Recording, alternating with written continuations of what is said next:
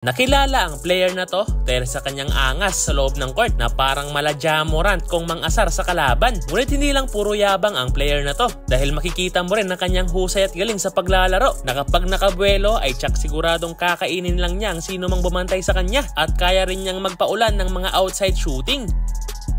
Ang manalarong tinutukoy ko ay nagangalang Jenmar Bragais. Malamang sa malamang ay minsan mo nang nakita o narinig ang pangalan ng player na to dahil sikat na sikat to ngayon sa iba't ibang liga, especially sa mga ligang labas. Si Jenmar Bragais ay isang 5'11 guard na batak na sa mga experience sa iba't ibang liga. Siya ay tubong Pampanga. Bata pa lang itong si Jenmar ay nakahiligan na niya ang larong basketball at minsan na rin siyang naglaro sa AMA University at San Sebastian para sa kanyang junior year. May mga report noon na magpapadraft na itong si Bragais sa PBA, ngunit mukhang hindi ito pinalad kaya naglalaro na lang to sa ibang professional basketball league kagaya na lang ng MPBL at NBL Pilipinas at naglaro na din siya overseas. Kung sa PBA ay mayroong Calvin Abueva na maangas at sa NBA naman ay mayroong Jamorant, ngunit sa underground league sa Pinas ay mayroong ding nag-iisang napakaangas kung maglaro sa loob ng court at yan nga si Jenmar Bragais. Ngunit hindi lang siya puro angas dahil meron din siyang napakalupit na galawan. Maasahan nga siya sa kanyang pagiging dominante sa ilalim na para bang binubuli lang niyang sino mang bumantay sa kanya na kung mabigyan pa siya ng espasyo at makabuelo ay tsak siguradong kain ang kalaban sa kanya gaya na lang ng kanyang celebration gesture. At hindi lang puro pisikalan ang laro ng player na to dahil kaya rin niyang pumukol sa outside shooting. Isa rin siyang aggressive player na merong mataas na athleticism at ang isa pang nagustuhan ko kay Bragais ay kaya niyang makipagsabayan sa mas malalaki niyang kalaban dahil palagi rin siya nakakakuha ng rebound at mararamdaman mo talaga ang presensya niya sa ilalim. Kaya isa rin talaga ang player na to sa mga kinakatakutan ngayon sa iba't ibang liga sa Pinas. Ano ang masasabi nyo dito mga boss? Ito naman at panoorin natin ang kanyang mga highlights at kayo na ang bahalang humusga mga boss.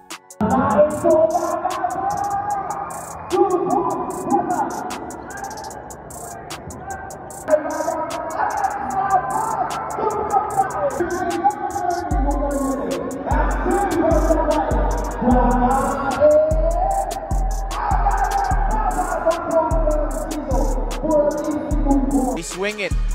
Naive. Stolen away by Salamat. Sanko giving chase. Bragais. Oh! What a finishes it on the other end. No problem. Take a look once again. I was just about to say, why did he take it? But he had no...